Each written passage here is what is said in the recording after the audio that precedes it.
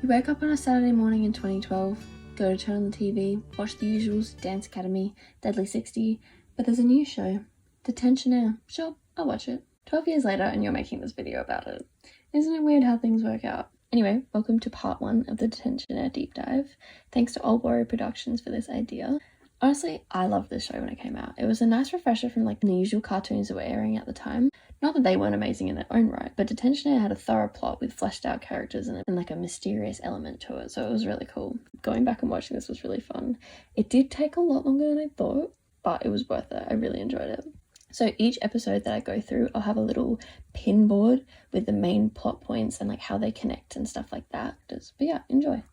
Episode 1. Every episode starts with a little flash forward with Li Ping, the main character, explaining that detention ends at 4:15, but he's not there right now, and that's a pretty big problem. It's a nice precursor to the episode and also leaves a little cliffhanger before the start of the episode. I won't cover any of these in this video, I'll just tell the story chronologically so it makes a bit more sense. Anyway, back to Li. After the flash forward, the episode opens on Li and his mum in the car on the way to school. Li's mum wants him to get all A's this year, and he rebuts that he only got a C in gym, which isn't even a subject, just some guy's name. Little info about our main character. Li is a 10th grader at A Enigma High. He has red hair and this cool mysterious tattoo, and that's all you need to know for now. Anyway, his mum has some serious road rage. His mum is introduced as a pretty strict mum, throws his bag on the ground to him, tells him off, and even more fun for Li, his mum is a teacher at the school. Then in comes Camila Martinez, Cam for short, one of Li's best friends. Li and Cam are talking about the cool things they can do in grade 10, driver's license, house parties. Cam gets distracted by who he calls Chiquitas, then gets bodied out the way by one of the mathletes. I need to know if mathletes are still a thing because I have never, in my schooling experience,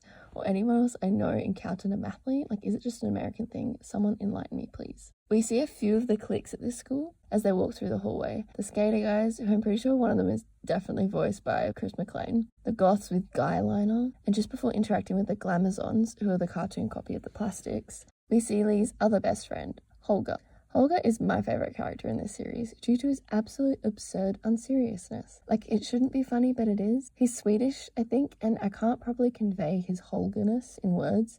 You just have to watch it to experience it. Back to the glamazons. Holger tries to talk to them, and one of them, Brandy, is ordered to go tell Holger that even if he was the last Y chromosome on Earth, he wouldn't be invited.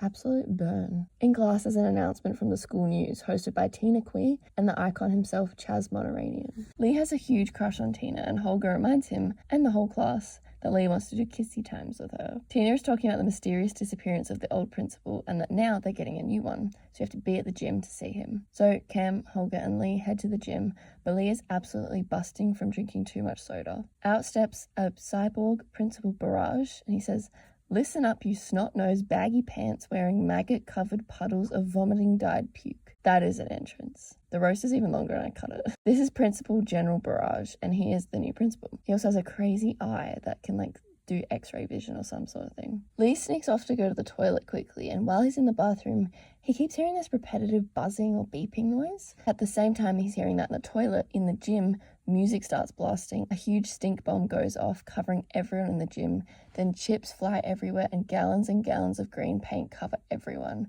and everyone goes mental. The way they drew the prank scenes were really cool. It was more of a hand-drawn style, and it makes it look like a recount of the past, if that makes any sense. But Li didn't know any of this prank happened, so when he bursts into the gym, he laughs and sees everyone covered in green goop. Barrage claims that Li was the culprit and says, "Not 1 day, not 1 week, not 1 month. You, boy, are sentenced to 1 full year of detention." Li pleads his case, but when beeping comes from his bag and they open the bag up to find blueprints of the school, schematics of the sound system, and recipes for stink bombs, it's looking bad for Li. In addition to the detention-filled year, Li is also grounded for a year. It's now 3 p.m. and everyone is giving Li the stink eye. Tina comes up to interview him about the whole incident for the school news, and he loses all chill. The news is being filmed in black and white, which is weird.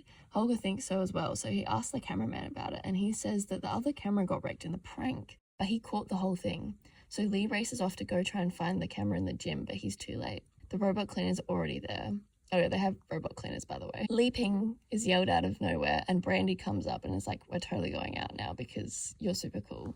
And he has no choice. That's just happening. Time for detention, and inside there with him is resident tough guy Biffy, who has absolutely no doubt that Li didn't do the prank. He doesn't think he has the logistical skills to plan it, but at least someone believes him. Lee desperately needs to get to the gym to find that camera before the psycho cleaners get to it. Biffy is surprisingly a tech genius and says that if they can figure out how to get a confiscated phone onto Barrage, then they can track him using GPS.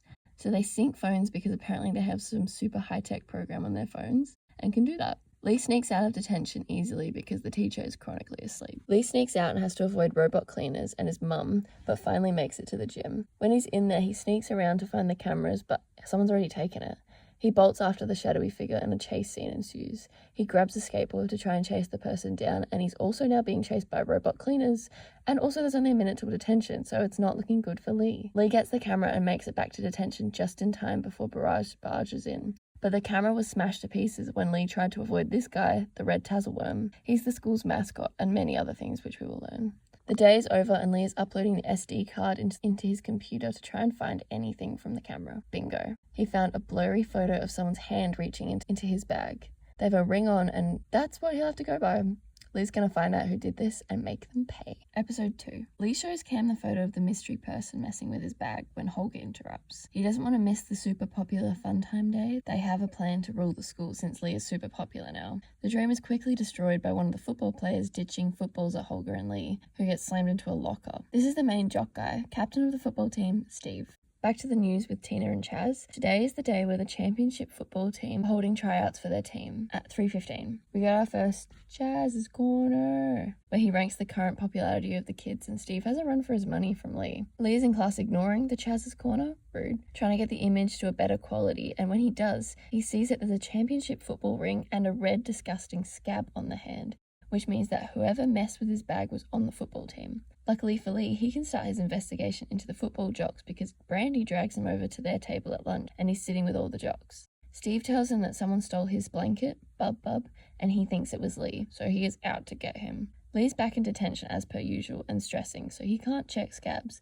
and scabs heal quickly, so he's like, oh my god, it's going to disappear. He's enlisted Holger and Cam to help him check the team out while he's stuck in detention. Barrage is leading the football team tryouts, yelling at children, throwing super fast long bombs and setting up a whole assault course for them to do. When the kids fail, they get sucked up a big tube by the robot cleaners, and Holger and Cam fail pretty quickly, so it's looking bad for Scab Brigade. After being sucked out of the hose, Holger lands on a pile of presumably several injured children and is handed a water glass by the water boy. His real name's Ed. Then Holger has an idea. He'll become a water boy to check people's hands. Lee is stressed because his plan's already failed, and how is he going to get there if Barrage is there? Then Biffy reminds him that he can wear a visor and a helmet, so he won't know. So Lee sneaks onto the field where Barrage has a literal tank firing footballs. Lee accidentally bumps into Barrage, and he is told that he can stay at the tryouts, even though he's late, if he can catch the ball that Barrage throws. Lee uses his maths knowledge to override his C in gym class to catch the ball perfectly, physics and that. To stay in the trials, they also have to score a simple touchdown, with the small catch of landmine springboards, and somehow Biffy is able to hack into them to see where they are. So Lee is killing it, and he makes a touchdown. During this time, Holger and Lee have successfully crossed off nearly all of the players, and the only person left is Steve, so it must be him. It's down to Steve and Lee in the tryouts, and they have to outrun the Tazzleworm and score a touchdown. And as he passes Steve, he sees that he actually doesn't have a ring on. So who could it be? But as he completes this thought, Holger and the Waterboy crash into each other, and the Waterboy's disgusting finger ends up in Holger's nose. But it allows Holger to see that the Waterboy has a ring and a scab on his hand. It was the Waterboy who did it. And guess what? This guy's also been stealing things from everyone. A pom-pom, Chaz's hairspray, Steve's blanket, and a can of paint. It was all hidden in his water cart. Lee confronts Ed the Waterboy, and he says that he didn't tamper with Lee's bag, he just took this green paint can out of it. Suspicious. Lee is in his room at the end of the day and recaps that Ed was the culprit, but the question remains, who switched the bag and what's the story behind the strange radioactive green paint? Episode 3. Tina and Chaz deliver the top stories. Students have to vote for Student of the Week, and the current polls have the Tazzleworm leading the vote somehow. Lee doesn't really care about the Student of the Week because he has to figure out who framed him. Cam asks about the paint, but Lee thinks it's a dead end. As Lee closes his locker, he encounters the Skater clique, who is led by the same guy who voices Chris McLean, and possibly Jeff and Owen and maybe even Trent from Total Drama. Skaters ask Lee what his next email is going to be, which throws Lee off because he never sent them an email. Lee has to chase the skaters to find out more. He finds the Chris McLean skater and is like, what email? And Chris is like, the email you sent before the prank. But Lee didn't send an email. He didn't even know about the prank. There's an announcement over the PA of Tina saying, could the following students report to room 113B? Z. Point Canasti, and Greg Connor. I wonder what that's about. Lee calls Holger and wants him to keep an eye on Barrage, and Holger is so in. Holger is so extra that he even has his own little theme song as he goes to spy on Barrage. Lee is in the parking lot to meet the skaters. He asks about the prank, but the skaters again make him chase him down. Lee asks if the prank on the first day of school, if they did that, and one of the skaters is like, yeah, the paint part. Lee accidentally crashes into his mum's car while skating and is trying to fix the car window. The Chris skater is asked what the next prank is going to be, and Lee, not really paying attention, is like, I don't know, man, just dump paint on Student of the Week or something and rig the ballots to get whoever you want it to be. But Lee isn't really paying attention to what he's saying. He's concentrated on fixing the car window. Holger tells Lee that Barrage is on his way, and Lee has to hide in a bush. Then Brandy appears out of nowhere, yelling, leaping, and being like, why aren't you in detention? And she won't stop talking, so Lee's best idea to shut her up is to kiss her, not to just cover her mouth with his hand. And later on we find out that it was her first kiss, and she was really confused about the whole thing, so minus points for Lee being there. Also, some unknown figure takes a photo of their kiss. After the whole kiss thing, Lee has to try and stop the skaters from paint splattering the Student of the Week, and his crush Tina, who will also be their revealing Student of the Week.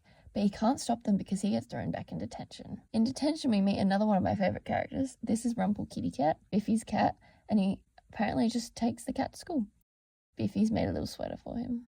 They track Barrage's location with the phone that Barrage has confiscated from Holger, and Lee is out. He meets Captain Strudel-Legs out there, aka Holger.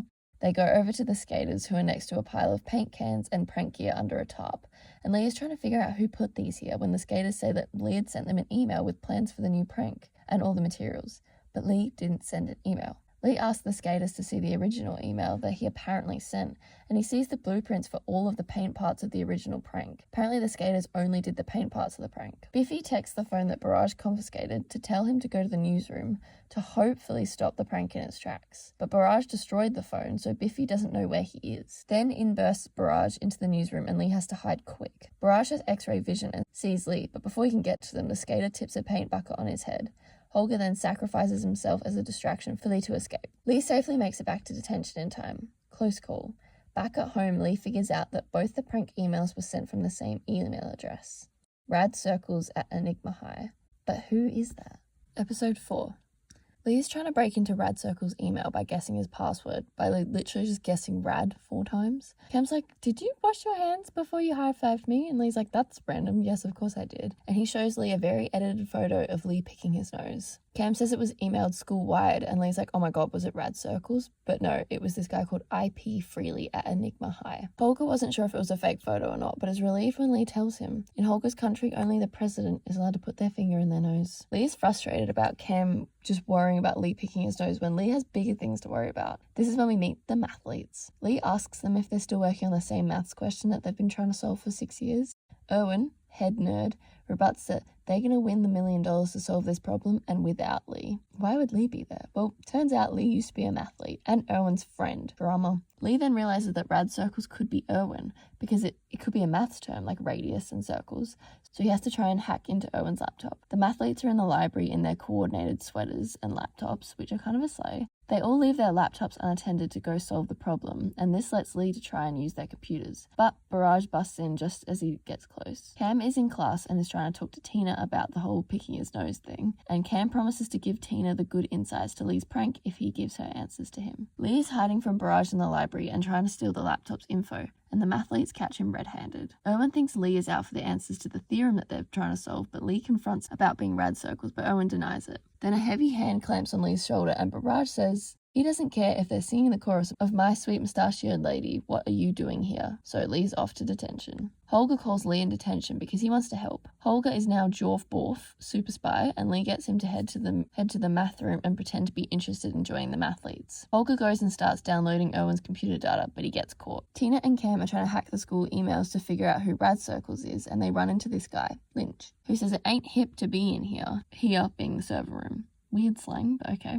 Tina is saying that Cam joined the news team and she's showing him the hotspots. Lynch is all flattered when Tina says that the school servers are the hotspot. Cam distracts Lynch while Tina breaks in. Lee is trying to call Jorf Borf, but he can't reach him. Lee then tries Cam, but he also can't reach him. He gets an anonymous text from someone saying that if you ever want to see your friend again, come to the math room now. Lee's like, I have to go save Holger. Biffy attaches a tracker to Rumple Kitty Cat and sets him free throughout the school with a bell on to distract Barrage. Lee heads to the math room, and just before the mathletes cut Holger's hair, which is actually like really evil. You definitely should not do that. Lee challenges Owen to a math battle. If he wins, Holger keeps his hair. The battle happens on a dance floor, and they have to dance to answer maths equations. While dancing, Lee tells Owen he knows Owen pranked him. He sent the email to the skaters and Owen admits to it. But he says he sent it to more than just the skaters. Lee wants to know why he would do this, and Owen thinks Lee's a bit dramatic, like it's just a photo of you picking your nose. Oh, he's not Rad Circles, but he's IP Freely. So that's a dead end. Lee has to scramble back to detention, holding Rumpel Kitty Cat, and beats Barrage back. Cam is still distracting Lynch with the weird dance moves when Tina sneaks back out just in time. Tina says she figured out who sent the email. Cam says he figured out who Rad Circles is to Lee over FaceTime, and Cam says that the Rad Circles email came from the old principal's account. The missing principal's account. Why is he trying to set him up? Or is he trying to tell him something? Episode 5 starts with another announcement of the following students please head to room 113B. Brandy Silver and Kimmy McAdams. Lee is confused as to why the old principal would be trying to set him up for a prank. Holger wants to cheer him up and tells him that his kissy friend Brandy is holding a party. He's grounded, so he can't go. Barrage drags Lee to detention in a literal net, but that's all for the school day. Lee's grounded at home and eventually is persuaded by Cam and Brandy to sneak out to go to Brandy's party. Lee fakes being asleep to sneak out of the house. He gets to the party with Cam, but Holger was too late and ends up being stopped at the door, so Holger has to get creative. Chaz tries to interview Lee, but Lee panics and tries to hide, because if his mum sees this interview airing at school, he's screwed. Lee gets the jocks to help him out, now that they're friends. Lee calls Holger to see where he is, and currently he is being chased by robot cleaners. Holger is hiding from the robot cleaners and turns into a room with a computer that seems to say everything is according to plan on the screen. The Tazworm is also there. Brandy yells at Lee asking where he is, and she calls him Lee Ping again, and he's so fed up that he's like, my name is Lee Ping. It's not an action. We see Lynch is DJing the event and plays a love song, puts a spotlight on Brandy and Lee, and also shows a photo of Lee and Brandy kissing. But where did he get that from? So Lee tries to get to Lynch to get rid of the photo of him and Brandy. Before he can, Lynch plays the apparently titled Lee Ping's Prankster Song No. 1, which turns everyone in the room into mindless zombies. This was the prank song that played in the gym. Everyone but Lee is in a sort of weird trance and kind of copies what Lee is saying. It's like they're being mind controlled. Lynch is wearing headphones so he isn't affected. He tells everyone to drink some Splat, and they all do. The trance is only stopped when Barrage's voice comes through the speakers. Lee goes over to Lynch to ask him where he got that song, and apparently Cyrus from the Dudes of Darkness, DOD, slipped it to him. He said it was Top of the Pops, according to Lynch. Lynch plays the song again and everyone is back in their trance. Lee tries to call Holger and Holger is now on the roof of the building. He's caught by the robot cleaners and Holger jumps off the roof onto the window cleaner cart and sails past the party and then outside the window. He says go nuts, which makes everyone in the party go crazy. Then Barrage's voice comes through the speakers again and everyone's out of their trance. Lee realizes it's past 11, he has to get back home before he gets caught. He's at a red light and his parents pull up next to him in their car. He says mum and dad out loud for some reason, and they turn to look, but he ducks in time. Then he has to rush back in before they get there, and he makes it just in time. But he gets caught because the party made it on the news somehow, and he's being outed for being there. Episode 6. Lee's on the school bus, and Holger and Cam ask if Lee would rather be attacked in a subway or in a sewer. Holger says that there's delicious rats in the sewer. Lee is like, guys have a bigger problem. He's grounded for every single weekend and holiday because he snuck out to Brandy's party. Lee is listening to all of the Dudes of Darkness songs. I'll refer to them as DOD from now on. But they only play metal and techno and the prank song isn't up on their site. Lee thinks that the DOD must have done the prank because they made the song according to Lynch. Lee says that the song has a hypnotic effect, but Cam is like, people don't get hypnotized in real life. Lee then promptly reminds Cam about the amazing Finn Witch at Lee's 10th birthday party, who was a hypnotist. Lee says the word butterscotch and Cam starts acting like a monkey. Queen of Hearts turns him back to normal and Cam can't recall anything. Today is the Battle of the Bands and DOD have won 2 years in a row. Lee sneaks off to the bathroom during class and for some unknown reason the Dudes of Darkness are practicing in the bathroom. Lee comes in and they all claim that Lee's song messed up Cyrus, the lead singer. Cyrus won't come out of his toilet cubicle. Cyrus is so obsessed with the prank song. Thinking Lee made the song, he wants the original version because right now he only has the recording from the actual prank and it has background noises in it. DOD want to practice, but Cyrus only wants to play the prank song. Then Cyrus puts his headphones on and listens to the prank song and he goes into a trance and Cyrus quits the band. Lee has detention during the Battle of the Band, so he gets Cam and Holger to bring him in disguise. Cam and Holger are also on barrage watch. Biffy is annoyed at Lee because DOD aren't DOD without Cyrus. Lee's fit is hilariously weird. Chaz is the MC for Battle of the Bands and is saying that they're sponsored by Green Apple Splat. I don't know why a small Battle of the Bands thing at a school would be sponsored by them, but okay. Lee goes into the bathroom and finds Cyrus in a trance in the cubicle. Lee tells him to rejoin the band and give him the prank song, but Cyrus flips out and runs away. Barrage yells at the two of them and that knocks Cyrus out of the trance again. But Cyrus listens to the song one more time and he's back in the trance. DOD are in stage in 5 minutes, so he has to get Cyrus quickly. Lee finds Cyrus again in the rafters with a bunch of green apple splat, and when Lee accidentally knocks one over, it sends him crazy. DOD go on stage with still no Cyrus. Cyrus pushes Lee onto the stage and Holger throws him a violin. Lee starts playing violin for DOD really badly. Lee needs Cam and Holger to get Barrage's voice to try and break Cyrus out of the trance so that he can perform with DOD instead of Lee. Cam gets Barrage on the phone and gets Cyrus to come back to normal. Cyrus goes back on stage and jams out with DOD. They're back, and I'm not gonna lie, it's pretty good. They kill it and Cyrus is officially back. DOD owe Lee, so Cyrus gives him a copy of the prank song, so now Lee is one step closer. But now Lee needs to scram. So they play another song which allows Lee to try and crowd surf across the gym. Biffy saves him and carries him to detention just in time for Barrage. Now the question is, if it wasn't DOD who recorded it, then who did? Episode 7. Lee is listening to the prank song and swears he can hear someone say switch the bag during the recording, but he's not 100% sure. Chaz reports that a terrible flu is ripping through the school and Lee is sick. Chaz is scared about the disease spreading and Chaz is like, what if it's the zombie flu? I feel like post-COVID this is a little too real. Even Barrage is sick, which messes up his robot parts. No one is allowed to go home sick because Barrage has put the whole school on lockdown with steel doors and windows. Lee is super sick. He thinks that maybe it's a side effect of the prank song. In the background we hear, "Would the following students report to room 113B? Giuseppe Stern and Ed McFeeney." Cam is like, dude, you're paranoid. Then Lee thinks he sees the Tazzle worm doing tap dancing, so he's like, yeah, okay, I'm definitely not okay. Everyone sees the robot cleaners putting up surveillance cameras everywhere. Barrage has set up a surveillance system to see every little part of the school. He's all seeing. VP Victoria is like, can't we just let the sick kids go home and rest? But Barrage is like, no way. Biffy is in detention making a sweater for Mrs. Rumpelkitty, who recently had 6 kittens. Lee gets Biffy to listen to the prank song. The song being played reverberates through some air vents and travels to where the Tazzleworm is chained to the floor in a white room. Robot cleaners come in, but Taz breaks out and escapes through the vents. The Taz then comes and snatches the phone away from Lee. Lee has to start crawling through the vents to try and chase down Taz. There's also a couple subplots in this episode, with Chaz, Brandy, Cam and Holger trying to fight off the sickness, and Barrage battling the flu, who apparently has manifested into his enemy, Colonel Von Virus. These plots are not very important.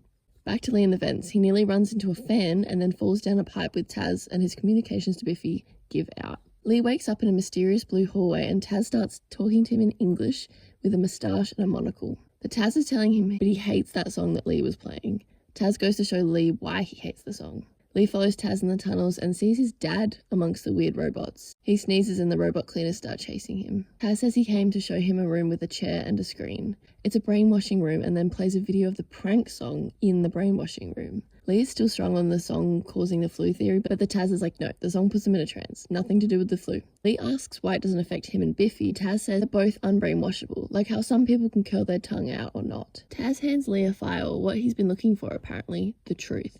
It's all about Lee and he sees a photo of himself somewhere he doesn't remember being. Taz says that it's all a big game and you have a very big role to play in it. Don't you see? Then he's cut off before he can finish the sentence. Lee then books it and is sprinting as fast as his sick self can, but he collapses out of exhaustion and the robot cleaners take the file from him.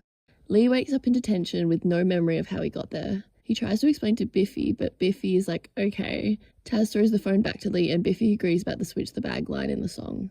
VP Victoria sends Lee home because he's just too sick. Lee thinks what he did today was a dream. We meet Lee's dad for the first time and Lee asks him if he was at school and his dad was like, no, I was at work, what do you mean? Then we cut to the school and Taz is disappearing into a tunnel. It wasn't a dream. Episode 8. Chaz says that this Friday is the Founders' Day play, where they celebrate the first president, Alexander Nigma. Lee gets an email from Rad Circles, which starts with a knock-knock joke. Lee emails back, who are you and why did you set me up? Rad Circles writes back, you were supposed to answer who's there. Now you'll never know.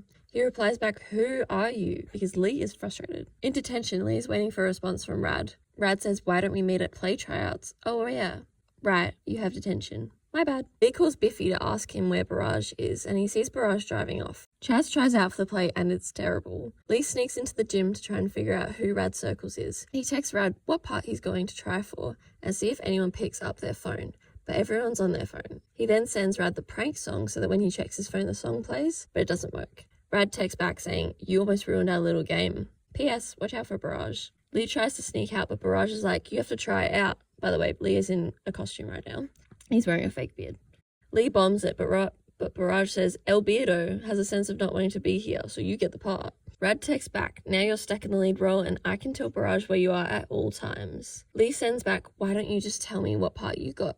Lee is rehearsing with Brandy. Lee is the principal and Brandy is the wife, and Brandy takes way too long to figure out it's Lee. And he kisses her again to avoid being caught. Again, stop kissing her, dude, when you need to stop being caught. Brandy's annoyed because Lee sneaks out all the time, but he can't find time to hang out with her. Lee gets a text from Rad saying, lose track of time, and he has to sprint off to detention. The next day, Lee is in detention at lunch, and Cam calls him about missing rehearsals. He doesn't want to leave because Rad keeps on nearly outing him. Everyone is telling Lee to get there, so he has to sneak off to rehearsal. Biffy shows Lee a phone virus that he can send to Rad, but he has to wait till he's on stage so he can see everyone. Rad apparently can hear this convo and says, you thought I was Chaz? I'm offended. Oh, and barrage alert. He gets Cam to try and distract him. Lee makes it back in time. Rad says the big day, you probably have something up your sleeve. Lee is ready to find out who it is. Biffy tells Lee to wait until the sunrise scene. The play is going according to plan. The sunrise cues and Lee sends the virus, which gets sent to everyone by accident. Brandy is so mad at Lee about sending that thing during her big scene, Brandy pushes him and removes his beard so Cam sits on him to try and hide him.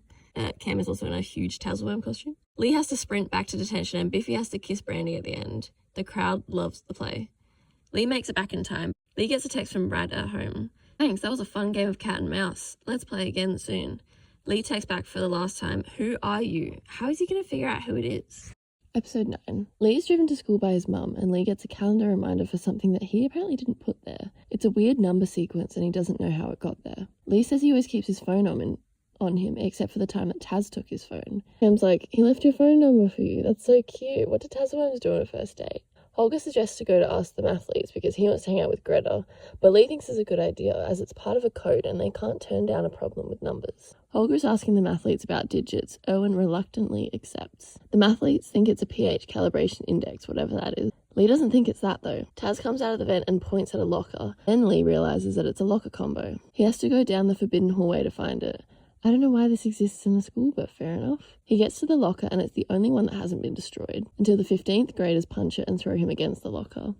The 15th graders say that this is their hallway, and now Lee has a date with them after school on the football field. Lee escapes minimally bruised, but Lee has detention, so he's fine. Lee then gets hit by a water balloon. The 15th graders are now throwing water balloons at everyone, which is Lee's fault for walking into enemy territory. Chaz is pretending to be a war reporter. Then Tina bursts in. Chaz broadcasts the fact that Lee has to meet them at the field. Lee's like, I'm immune, I have detention, duh. So he's not scared about roasting the 15th graders. He's being all high and mighty until VP Victoria tells him that he doesn't actually have detention today. According to school law, year-long detentionaires get one day off, and today is that day. Surely not many people have had year-long detentions, right? Barrage is annoyed but accepts, so now Lee is actually screwed. Then Holger says that he should make a new prank to get a new detention, so he starts a food fight in their caf. But that horribly fails. Then he tries to photocopy tons of photos of his face and stuffs them in a award cabinet, and neither of those get him detention. Lee's like, okay, next plan, I'll get the 15th graders detention instead. This ultimately fails as well. But in the meantime, Lee has time to try and open the locker, and finally opens it. They put in the code, and inside is Lee's original bag from before the prank. Taz appears and is seemingly telling him something. Then the 15th graders catch him in the hallway again and they want to kill him even more. He asks the 15th graders who put them up to switch the bags, and they're like, no one tells us what to do, so Lee thinks that they pulled the prank. Your Brad circles, and the main 15th grader's like, yeah. Lee in class is playing that if he can get Chopper the leader to admit to the prank on tape, then he's sorted. Lee steps out to the field to take on the 15th graders. Holger has a recording device to try and get their confession. Tina's cameraman sees Holger's listening device and tries to steal it back, so Lee can only use his phone now to record. He's trying so hard to get the confession. One of them said they did it because it was funny. Then Chopper says, yeah, we're all Brad Girdles, so they have absolutely no idea what they're talking about. Lee says that they're just lying to him. Then Lee's mum pulls him away by his ear back to her car. She says that if he isn't in the car by the time she gets back, then he'll be grounded till forever. Holger is being chased by the 15th graders. Lee calls Biffy to try and get him to hold her up so he can get out to save Holger. Lee storms the field, saving Holger, and Lee's like, how much bullying till you all graduate? Everyone's sick of the 15th graders, so they all rally against him. Lee says they're pathetic for picking on everyone. One of them wanted to go to clown school. The Tazzleworm breaks up the united front and heads for the 15th graders, leaving Lee alone. Lee then sprints back to the car and makes it back in time somehow. Lee has his original bag, but what does that actually mean? Episode 10. Lee is on the tram with Holger and Cam, and Holger is freaking out because today they're dissecting frogs. I agree, it is gross and disturbing. The others think something's different about Lee because he's actually happy. And he says he's happy because he's got his old bag back. When he swings around, there's a clang noise and they realise that there's something sewn into his backpack. It's a weird gold object with a little symbol on it, which has little spikes that pop out. Will the following students report to room 113B? Susie Elliott and Camilio Martinez. The frogs have escaped the lab and are running riot. Chaz freaks out. Tina says that it could be another prank by Lee Ping himself. And Lee's like, no, wasn't me. The whole school is covered by frogs and VP wants to shut down the school because the frogs are everywhere. Also, the frog design's really cute. Complete frog infestation. VP suggests to send them on a field trip, so all the 10th graders are going on a field trip to the Green Apple Splat soda factory. It's on an island, so they take a boat across. Cam says he hasn't seen any frogs since the big prank, so Lee tries to think who's really into frogs. Then one of the nature kids is like, Barrage, you should treat the animals with more respect. Inside the Green Apple Splat factory, Lee asks the nature kids about the frog freedom. They watch a video about Green Apple Splat, and it turns out that the Green Apple Splat is made up of frogs and apple, and everyone is for real traumatized.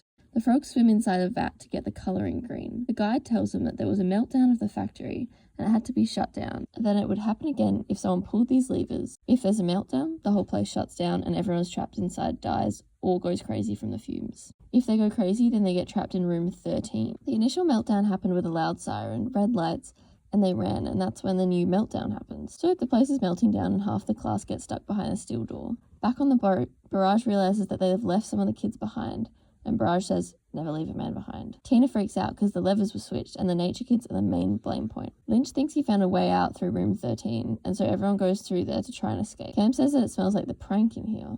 Also, it turns out the nature kids did flip the switch to save the frogs. Barrage bursts through the doors but doesn't find the kids because they've moved from where they were before. He starts short-circuiting because of the fumes. Lee sees a very similar logo that he'd seen on the paint can that was in the prank. A growling noise comes from around the corner, but it's just Barrage. They reach a dead end and then Lynch finds a covered manhole, which I don't know how he knew that was there. Cam goes down the hole followed by everyone. All the kids fall down the hole because there was too much weight on the ladder. They end up in this prison-like place. There's a door with a weird lock on it and Cam asks, does anyone have a weird key? And then Lee thinks, a weird key? Barrage is still tailing them. The nature kids were telling Lee that the frogs in the prank wasn't on purpose. They were just trying to free the frogs while everyone was in the assembly, and they just used Lee as a fall guy. Lee uses his secret key to open the door and doesn't tell anyone about it.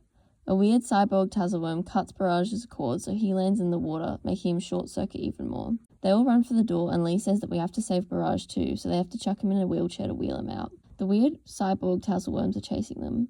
Lee realizes that the tunnels they're running through are like the ones under the school. A cyborg Taz attacks Tina and Lee saves her. Lynch then gets grabbed by a Taz and Lee saves him again. Only a minute now till the explosion. Barrage wakes up and manages to save them again.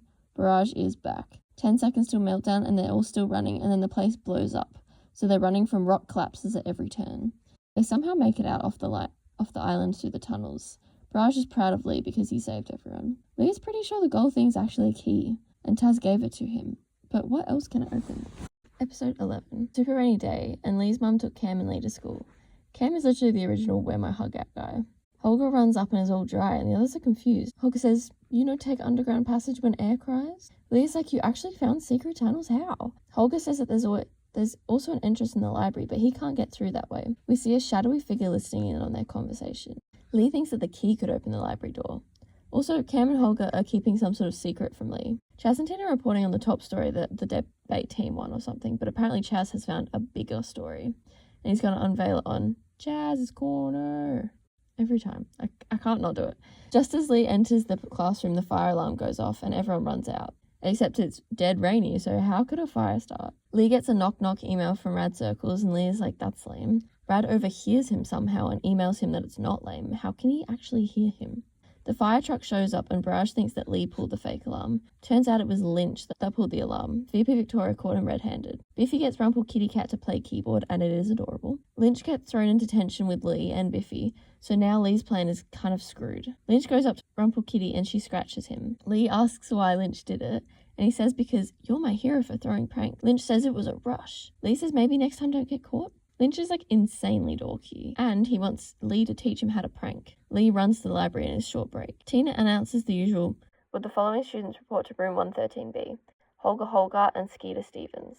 Lee is looking for the secret passage in the library and breaks off a Tazelworm statue. In the library, we overhear VP saying that they're going to transform the library and it'll be closed for 2 to 3 weeks, so it could be Lee's last day to use the door. Another fire alarm sounds and another false call. Brad sends a text saying, "Look like your friends are up to something." Barrage is all like, "That's right, I'm looking at you, Ping, and it's not because I think you have a rad haircut." In detention, Barrage is lecturing the three of them. Lee guesses it was Lynch, and yep, he managed to get away with it this time. Lynch wore gloves to stop being detected. Biffy pulls Lee aside and is like, "Dude, what are you doing? There's something off about this dude." "I know it, Rumple Kitty knows it, why can't you see it?" Lee ignores this and keeps teaching Lynch. Lee's like, "I'm gonna sneak out and you keep it a secret." Biffy gets distracted and Lynch manages to sneak out of detention. He follows Lee, eventually catches up to him and won't leave him alone. Lee and Lynch get to the library and he leaves Lynch on lookout. Lee pulls out a book about the school's founder and there's the keyhole. He opens it with the key. Biffy's like, "Dude, you gotta get back, something big is up." But Lynch walks through the tunnels. They meet another locked door which they can open with Lee's key. Lynch is so weirded out, he's like, "What is this all?" They hide in a room and see Lee's dad in the tunnels. He uses his key card to get into the brainwashing room. But when Lee manages to get into the brainwashing room finally, there's nothing. The only thing there is a picture of Lee and his parents, which he swipes. He calls Tina, he's like, "I have got a story for you." So he calls her to meet him back at the library. Lee leads Tina through the tunnels and Lynch thinks it's a bad idea. Tina says that the school was built over an old subway station, so maybe that's why the tunnels are there. They go back to the room that Lee took the picture from and everything is gone. Lynch's peanut shells lead a trail for the robot cleaners to follow them. Biffy pulls the fire alarm to cause a distraction, which makes the robots go after the Tazelworm for some reason. The three make it outside to find a surprise party from everyone. Lee's dad is even here. Barrage finds out that Lynch pulled the fire alarm, so now he has to sort some expired student files. Lee is looking at the picture of his family that he took. He asks his dad where the photo was taken, and his dad says it was taken in Korea before they left. But Lee thought he was born here. And his dad is like, "Yeah, we were just visiting." And also he's like, "How did you get to school so quickly?" His dad confesses he uses the tunnels under the city, the old subway, during the rain. Episode 12. Lee's on the tram and is super happy because if he gets an A on his maths test today, then he gets the weekend off being grounded, and it's good because he's actually good at maths. But then he gets a stink bomb in his locker and nearly gets hit in the head by a bowling ball.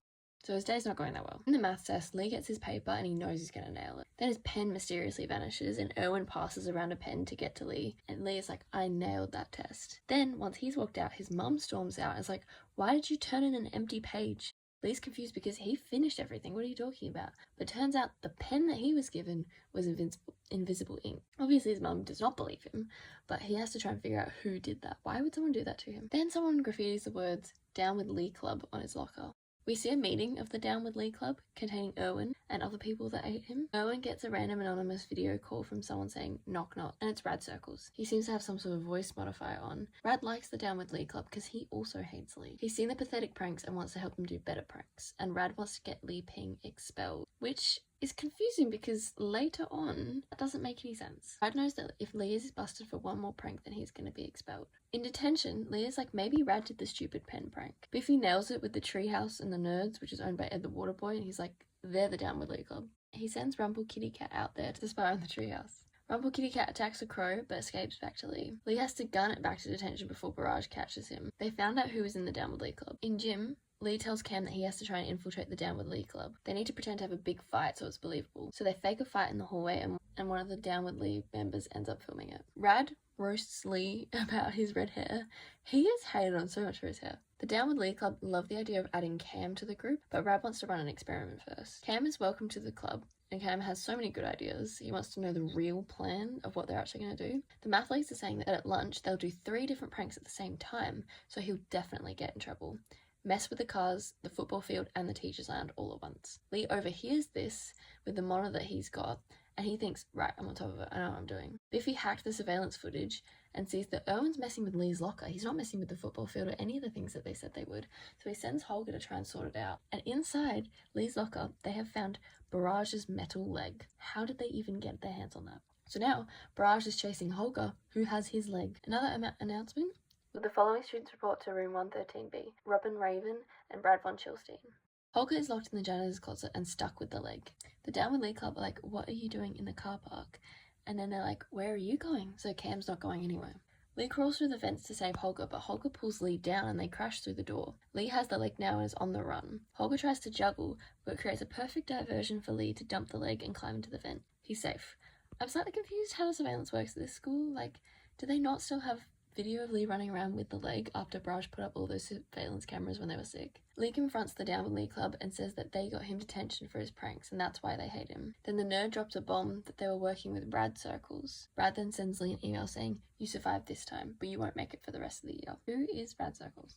Episode 13. Chaz is saying that he's still awesome, obviously. His special report will be coming out on Friday on Chaz's Corner. Tina is reporting that hair extensions nearly drowned Brad von Chilstein. Tina exposes the Glamazons for wearing hair extensions. For the following students report to room 113B, Mackenzie Phillips and Drusilla Duke. Brandy is freaking out over the news report and she's gonna get Tina.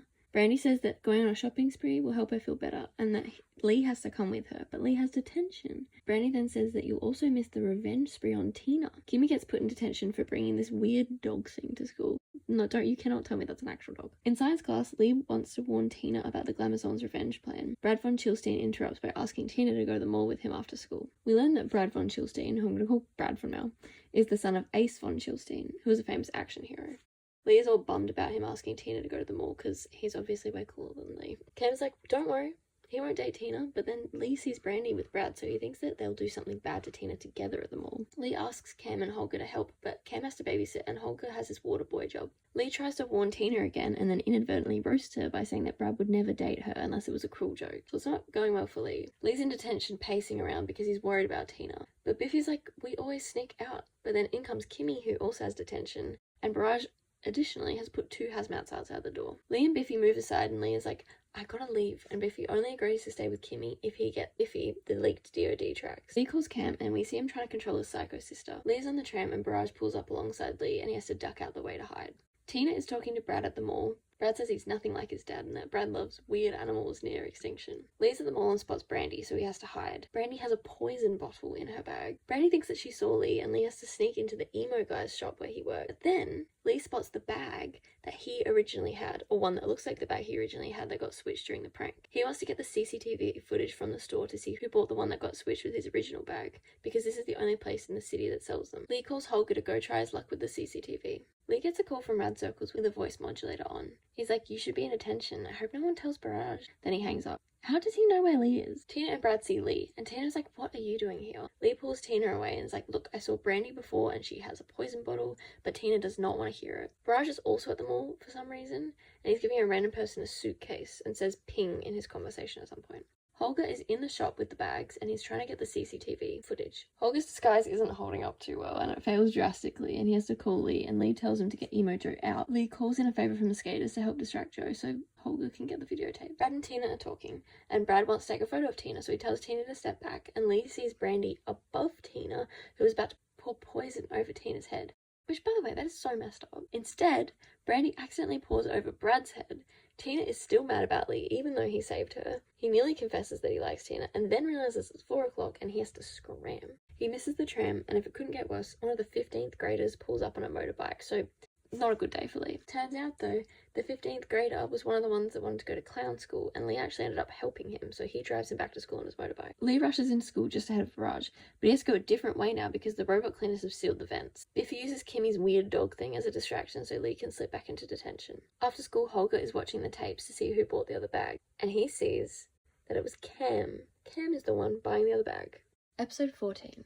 Holger and Lee are on the tram, and Holger is tired because he's stayed up late watching all the tapes, but he doesn't want to tell Lee that he saw Cam. He's then like, hypothetically, what would you do if Cam was the one that stole your bag? And Lee says, okay, well in that unlikely case, after I shot him into the sun and then took that vapor that was once Cam and froze it into a solid, I'd probably smash it with a hammer and shatter it into a billion pieces. So Holger is like, oh, I cannot say anything. So then Holger is acting weird around Cam all day. Then Cam mocks a movie that they're talking about by using this Voice 81000 app on his phone, and Holger is freaking out because that's the one that Rad would use. With the following students report to room 113B, Steve Carb and Dean Clark. Lee is saying that the voice app is like $50, and how could Cam afford something like that? Holger thinks that Cam might be a robot, and Lee is like, dude, people aren't robots. On the morning announcements, Chaz steals the show. Chaz is hyping up his exclusive on Chaz's Corner, coming tomorrow. I'm going to do that every time, by the way. He shows a little exclusive about the prank. Lee realizes that Chaz has the original prank footage, so he needs to get that. Off air, Chaz and Tina are talking, and Tina's like, how did you get the prank footage? And Lee bursts in with the same question. Chaz then says, you don't remember our little race for the camera? So that was Chaz, not Rad Circles. Lee's like, you're Rad Circles? And it's definitely not Chaz. Lee tries to get the footage, but Chaz will not budge. Then in come the robot cleaners and Barrage. Lee has to try and hide, but then Barrage's X-ray eyes catch him. Barrage is like, give me the prank footage. When Tina butts in and she's like, actually, freedom of the press. Tina does not want him to give it to Barrage. Lee has an SD card he must have swiped from Chaz when the cleaners broke in. Lee sends Rad a video trying to intimidate Rad before actually watching the video, which turns out to just be a video of Chaz practicing his intro. Turns out Chaz also did a switch of the SD cards. Everyone is freaking out over the prank footage. Cam sits with Brandy, and the cool kids say that if Cam can get the footage off Chaz and delete it, then there's always going to be a spot for him at their table. Tina does not want to budge about giving Barrage the video, but she does when he says that they'll put something on a permanent record. Eventually, Barrage gets the card, and it's a video of Chaz. Barrage calls Chaz to the principal's office, and Chaz runs. Everyone in the school is out to get Chaz. There's a manhunt from everyone in school. Barrage locks down the entire school, and there's even a reward for getting Chaz to the principal's office. Lee gets a call from Rad saying, "How's the wild goose chase going?" Lee calls Chaz and finds him hiding in a locker. Lee tells him to give him the SD card, and if he does, then Chaz will get home safe. So Chaz agrees. They go through the fence to avoid everyone.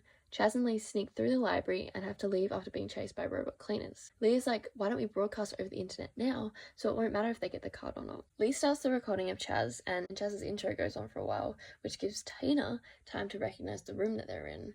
Barrage then cuts the power of the whole school that the broadcast stops, but Lee sees Cam switching Lee's bag during the prank. He sees that before the power goes out. Cam gets in, steals the SD card, and breaks it, so everyone is super happy with him, except for Lee. At home, Lee gets a FaceTime from Rad with no face. He says, "I know you switched the bag, Cam." So that's the end of season 1. To recap the season, we had the prank on the first day of school, which Lee Ping got blamed for and ended up in detention for a whole year and grounded for a whole year. He investigated a photo he found from during the prank of someone reaching into his bag, which turned out to be Ed the water boy. But he wasn't responsible for the prank, just removing a paint can from Lee's bag. Lee met with the skaters and found out that the blueprints of the original plan were sent from the email Rad Circles, which detailed the paint part of the prank only. At Brandy's party, Holger passes a computer that said everything is going according to plan. Also at Brandy's party, Lee discovered that the prank song causes people to go into a trance, and the only way to get them out of this trance is Barrage's voice. Lee got the prank song from the Dudes of Darkness. Lee got dragged into a series of underground tunnels under the school by the Tazzleworm and is shown a brainwashing room. Here he also sees a photo of him as a baby with his parents in Korea, but he was born in Canada. Lee gets a random calendar update for a random set of digits, which he figures out is a locker combo, which leads him to a locker that had his original bag in from before the prank. Inside this bag is a weird gold key sewn into the lining. This key allows Lee to open mysterious doors in the underground tunnels. Lee finds out that there is only one place in the city that sells the same bag as the one that he has, and sends Holger to go watch all the CCTV from that shop. Holger finds that it was Cam who bought the bag resembling Lee's. Lee also finds that Cam was the one who switched the bag during the prank. So is Cam Rad Circles? We also have so many announcements of students being called to room 113B. Still not sure what that's about. On to season 2. Episode 1. Lee is being berated by his mum for sneaking off during detention when he sees Holger hiding in a bush. Holger is scared of Cam and shows the video of Cam buying the same bag as Lee, the decoy bag. Holger is really scared that their friendship's in danger. Cam is now everyone's favourite person as he walks through the hallway because he destroyed the prank footage. Tina is on the morning news and doesn't get disrupted this time. Why? Because top story, Chaz was suspended from the news. Lee has to report to Barrage after his detention escaping. Barrage is making Lee be a janitor, basically, to clean the hallway's punishment. And it makes me wonder, does this school have no legal requirements for schoolwork? Can they just drag kids out of class, whatever? While cleaning the hallway, Lee sees Cam and his new groupies talking about a pool party after school. Lee drags Cam into the girls' toilets to confront him for being Rad Circles, and Cam's like, slow down. In the prank, all I did was place your bag back on the chair because it fell down. I didn't switch the bag. Lee's like, well, what about the bag you bought that's the same as mine? Cam's like, dude, I bought the same bag, but I didn't realize you had it, so I gave it to my sister when I found out. Shows the proof of Cam's sister with the bag. Cam's so pissed, and now they're not really friends anymore. Barrage's new form of torture for Lee is making Lee pump up all the footballs and basketballs in the gym without a pump. Lee is struggling with this, obviously, and the jocks are roasting him. So Lee's like, I bet you couldn't pump up all the balls before school's over. So he tricks them into doing it, which gives Lee time to check the rafters above the gym, because according to the jocks, Cam was acting all weird up there during the prank. While up there, he finds something. The shoe print of someone's right foot. So now he needs one of Cam's shoes to test if it matches. But notoriously, Cam has really bad stink foot, so he never takes his shoes off. Luckily for Lee, Cam is going to the pool party after school, so he'll have to take his shoes off at some point. Unluckily for Lee, Barrage has a new iBot monitoring the detention, so he's going to have to go Lee Ping spy mode to get out. And Lee can't get Holger to do it because Holger won't do anything against Cam anymore. At the party, Cam is trying to cover up his stinky feet.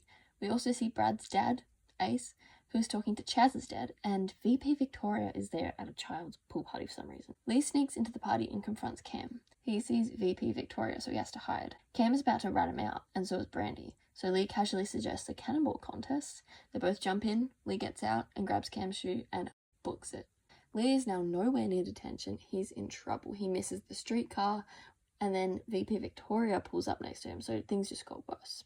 She's driving some sick, off-brand Lambo, maybe a Supra, can't quite decide. Subaru BRZ, not sure. She tells him to get in. Barrage bursts into detention and sees there's no Lee, but just before Barrage is about to explode from anger, VP calls him and is like, I took Lee with me to get some really heavy textbooks, and that's why he's not in detention. Barrage is only happy with this when he finds out that Lee suffered carrying the books. Lee is very thankful to VP, and she says don't do it again. Lee takes the shoe up to the rafters, and it's a match. Cam lied, and he's definitely involved, and he could be rad, so what does Lee do now? Episode 2. Biffy and Kimmy are walking to school together. Biffy has made a leash for Rumble Kitty Cat, which is adorable, and I think they're pretty cute together. Lee appears from some bushes. He's been trying to avoid Cam all day after claiming that Cam ruined his life. With the following students report to room 113B, Lou Black, Juice Markowitz, and Jenny Jurgens. Tina's on the news and Chaz is back. Tina says all of the students are to head to the gym for a special mandatory assembly. Cam waves Holger over but sees that Lee's with him, so he's like, go away. Lee's trying to get Cam to admit that he's rad, but Cam wants Lee to just calm down. Barrage has changed the rules so that the school president will be chosen and voted for today instead of over the usual week. Brad isn't there, so the cool kids have to nominate for Cam to run for class president. The nerds vote for Beth, and Holger then nominates for Lee because Holger wants to keep things even Svensson. Lee tries to withdraw and Brad's like, nope. Tina comes up to Lee and gives him an incentive to run for school president because the school president can't have detention, so he is ready. Then Lee gets a text from Brad saying that he doesn't have a chance. Lee replies to Brad and says, well, we'll see about that. Cam, he's convinced it's Cam. Lee isn't having fun with the whole president thing because he's stuck in detention, so he can't campaign. And Cam has just thrown a smear campaign his way, and Beth is being iconic and selling protractors with her mouth on it. Iconic but disgusting. Lee does figure out a way to campaign by FaceTiming on a laptop that Holger wheels around. They make a campaign against Cam and his stinky feet. Lee gets a text from Brad. Looks like someone needs a shave, and it's right where a defaced poster of Lee is with a beard. Lee is now convinced that it's Cam because Cam was the only other person in the hallway. No one else saw him there. It's time for the debate. The candidates are asked what their favourite thing about the school is. Beth says the maths program, and Cam says that Lee's favourite thing about school is Tina Quee. Lee is so embarrassed. Chaz roasts Tina, and he's like, this just in. A human being likes Tina. Congratulations, the impossible has happened. Lee is so annoyed. He retaliates by pulling the butterscotch card, and Cam goes wild. He climbs up the rafters, and Lee has to go get him down. Lee uses one of Beth's mouth protractors to cut down a piece of rope to slingshot him up to the rafters to save the hypnotized Cam. It's a sentence I didn't think I'd ever say. Lee then realizes while up there that Cam must have been hypnotized during the prank, and that's why he instantly went up to the rafters. It was like muscle memory. So he unhypnotizes him. The voting started and finished, and Cam won. Lee loses his freedom, but he gets his best friend back. Tina comes up to Lee, and Tina's like, I know Cam made up all those lies, right? Lee just word vomits his way out of it, and then goes nowhere. Brad FaceTimes Lee with a filter on. Lee's like, I know you're not Cam. Who are you? Episode 3. On the way to school, Lee shows Cam a photo from Lee's 10th birthday party, but Cam doesn't remember anything from the party. Well, that's because the amazing Finwitch hypnotized Cam. Cam wants to find out who brainwashed him during the prank, but Lee tells him that the hypnotist guy, Finch, has vanished. Cam's like, okay, but what are the other people that were at the 10th birthday party? The outcasts. They're called the outcasts now, but back then they were cool. Lou Black is a chronic thumbsucker. Gross. Juice Markowitz eats gross things, and Jenny Jurgens is a chronic nose picker. Notice we know the outcast's name because they were called to room 113B last episode. Cam thinks one of them must have hypnotized him during the prank, because they would have known the trigger word. In class, they're watching a documentary about tasselworms, and it's revealed that the red tasselworm is extremely rare. It's a once-in-a-generation thing, and a whisker from the red tas will reverse any curse. The outcasts want a whisker now to reverse their grossness. Cam is going all leaping, and he's going to try and infiltrate the outcasts. Lee gets grappled by Barrage and thrown into detention.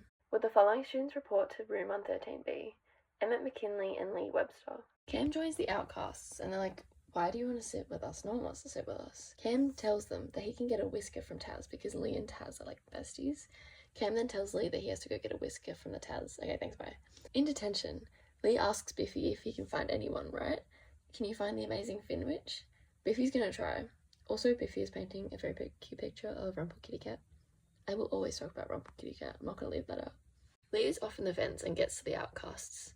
Lee asks Lou about what he remembers from his 10th birthday, and Lou's like, sorry, I was temporarily deaf that week, which checks out. Lee, Holger, Cam, and the outcasts run to the library, and Lee is like, keep this secret, please, and unlocks the secret passage with a special key. They're now in the tunnels looking for Taz. Lou thinks the tunnels look familiar. Cam asks Jenny about what she remembers from Lee's birthday, but Jenny can't remember much before 6th grade because she got kicked in the head by a horse and forgot everything. Meanwhile, Lee is with Juice asking about Cam's tree word butterscotch, and Juice freaks out.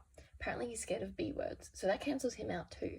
They still haven't caught the Taz, but they do stumble upon the brainwashing room again that had disappeared when Lee looked last time. He thinks that maybe this is where he first started sucking his thumb. The outcasts feel like they've been here before, and then they realize it was a prank song that was what brainwashed them in this room. Lee sees a file in the room labelled Tazzleworm Reprogramming. Holger accidentally backs up onto a red button which sets off everything, including the crazy cleaners. They run, and Lee confronts the outcasts once and for all about rad circles, but they're a bit more scared of the blue Tazzleworms that are about to attack them.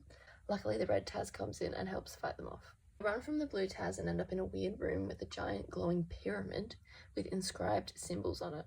Lee calls Biffy to check where he is, and he's directly under the cafeteria. They all scale the pyramid to get closer to the roof and find a big handle at the top and twist it open to escape through the cafeteria. Lee asks one more time what the outcasts know about rad circles, and Jenny is about to be like, huh? When her mouth is magnetically attracted to the lunch table they sit at because she has braces. They realize that the table is directly above the crazy pyramid. Lee gives them the whiskers so that they can keep it hush-hush. Biffy couldn't find anything about Finwich, so Lee picks up the photo from his party again, but he accidentally drops it on the floor this time, which smashes the frame and reveals that there was actually more to the photo. Turns out Biffy was there too. Episode 4. Lee tries to find Biffy, but he can't find him anywhere. He even calls him and nothing. Brandy appears and demands that Lee walks her to class, and she's sad because Lee doesn't really care about the relationship that they're in, even though they don't really have one, but whatever. Biffy isn't even in detention at lunch. With the following students report to room 113B. Trevor Mars and Evan Dansby. Lee sees Biffy in the hallway, but he disappears again before he can talk to him. After school, Cam is late to the class president meeting because, remember, Cam is president. Cam is annoyed to know that he actually has to stay and do stuff, and there's a whole side story in the episode with Cam not paying attention and then accidentally saying yes to them having uniforms in the school. Lee is on the stakeout for Biffy. Brandy appears and forces Lee to hang out with her while he stakes him out, so together they follow him. Brandy wants to know why Lee has to talk to the human fridge. They follow Biffy into this random building that has the same logo on it as the paint can from the prank and the mysterious door at the Apple Splat factory. As they walk in the building, we hear, "Welcome to Mobile Wireless Federation head offices, a division of Manwurst Finwich," playing over the speaker. But they have to leave quick because robot cleaners appear. It's the next day and Biffy is still not answering Lee. Brandy's ready to go with Lee again. She even has her shoes on. It's cute. On their spy stakeout, Holger and Greta also crashed, so now it's 4 of them. Barrage is making everyone decide between liver green and dirt brown uniforms. Cam wants a revote because he is El Presidente. That was really bad. Barrage says Cam has 45 minutes to impress him. Spy gang are back in the mysterious building, and Brandy manages to score them 4 passes to get in the elevator. They reach floor 4 and see a couple of dudes with bowler hats on and suits. It looks like a normal office floor. They see Biffy and chase after him, end up in a room, and then the lights go out. A mysterious voice starts saying things like, "We finally meet, da-da-da," but it's actually just Biffy playing with them. He gets exposed by his mum, who turns out to be working in this mysterious building. Lee asks Biffy why he's been avoiding him all day, and Biffy's like, "Dude, my phone got confiscated by my parents, and at school I've just been listening to my headphones all day because the new DoD album came out. I wasn't avoiding you." Lee then shows him the photo of Biffy outside the 10th birthday party, and Biffy's like, "Yeah, I smelled cake from blocks away, I really wanted it." In the end, it turns out Biffy is not rad. In fact, he was just getting coffee for his parents at this mysterious building, not working with them. Cam comes back with VP Victoria to the uniform meeting and is like, "If Barrage is gone, then you can vote instead of him." So she votes to reverse it, because Barrage wanted liver green or dirt brown uniforms. The only person left in the picture that they haven't found is the amazing Finwich. Lee then looks around and sees that the logo that was everywhere, it turns out that it's the property of Manwurst and Finwich. Episode 5. Lee is waiting for class to end so that he can go get a Sloppy Joe from the cafeteria. I don't actually know what a Sloppy Joe is, but Lee spends the whole episode trying and failing to get them, so they must be good. With the following students report to room 113B. Holger, and Kimmy McAdams. Lee's running off to the cafeteria and has to slide through green apple splat and makes it just in time, but Barrage gets him before he can get his sandwich. Chaz breaks the news that Li Ping is a fraud and that someone else has confessed to the actual prank. Tina is live on the scene and the person who confessed is Tina's little sister, Ruby Kui. Tina is in shock, and so is Li because that means that she's Rad Circles. Everyone is also mad at Li for lying about the prank, and so he loses his cool status. Tina comes in screaming and is like, how could you do this? And Li tries to explain things about Rad, but Tina doesn't care. She drags Li to Barrage's office. Tina wants to know why Ruby, her 11-year-old sister, is in detention and not Li. But Barrage says that Ruby gave enough evidence that she did the prank. Li goes to detention anyway to confront Ruby about being Rad Circles. He wants to know why she set him up, and she says because it's funny. Li wants to know how she pulled this all off, but she won't answer. Li is convinced she's Rad, but Biffy isn't too sure that she's a master criminal. Tina is also on the case trying to get to the bottom of what happened. She asked the members of the gifted class that Ruby was in, and they say that Ruby failed her quantum string theory quiz, but that's not like her because that's her favourite subject. So what's going on with her? Tina also goes to ask Ruby's favourite teacher, Mr. Rousseau, and he says that he recommended Ruby to a very prestigious university and that this failing and detention may hurt her chances. Li wants to find the file that Barrage has to see if Ruby actually is Rad. Holger messes with Barrage's car as a distraction. Cam and Li sneak in and Li breaks open the file cabinet with a green apple splat mixture. They find a file with a diagram of the whole prank. Turns out the whole prank was done by the push of a single button. They go to the gym, but the robot cleaners got there first to the gym, so they have to distract them. Well, Cam has to distract them by dancing. In the rafters, Li finds a receiver with the number 1776 on it. He sends a picture to Biffy and finds out that the receiver is controlled by a remote transmitter that you can activate with a 4-digit code. So if they press a button on the receiver, they can follow the beeping of the remote transmitter. Li gets Holger to press the button on the receiver while most of the school are in the cafeteria. Li hears beeping and chases the person running. Whoever was running from Li crashed into Cam, dropped their phone and escaped without anyone seeing who it was. Li now has Rad's phone and types 1776 into the phone. He hears a familiar beeping noise. This was the same noise that he heard in the bathroom during the prank. That means that Rad set off the prank from the toilet. Li and Tina go to confront Ruby. Tina claims that she knows why Ruby pretended to do this, but Li is like, nah, it was you. Li's like, I just chased you. But Tina's like, come on, Ruby, admit why you said you did it. Says that she got a letter with early acceptance to this fancy uni, but she doesn't want to go. She didn't show her mum or dad because otherwise they would make her go. So she got detention so that the uni wouldn't accept her. Ruby admits it and says that she got away with it by saying that she did it because she saw the receiver and made up the rest of the prank plans to get Barrage to believe her. At home, Li is charging Rad's phone, and once it finishes charging, he'll know everything. Episode 6. Li is trying to guess the password to Rad's phone, and Cam says that he needs some lead time for once. And it's also the last Thursday of the month, which means that it's the last night of the fair, and apparently that's a tradition for Cam and Li to go to. Li gives Biffy the phone to try and crack. Li's mum and dad decide that they should have a family outing, so that they're all going to go to the fair, so Li is ungrounded for today. Li's dad wants to surprise Li, so he has led Li, blindfolded, through the fair to a secret place. What is it? None other than the amazing Finwich, the guy who Li has been searching her for ages. So they go see the show, and Barrage is also there for some reason. In the tent, Finwich appears and starts his magic show, but everyone but Li is affected by his tricks. Finwich asks for 2 volunteers to come up, and Cam goes up with the hopes that Finwich can fix him, and Li gets forced up by his dad. So Finwich tries to turn Li and Cam into chickens, but doesn't work on Li.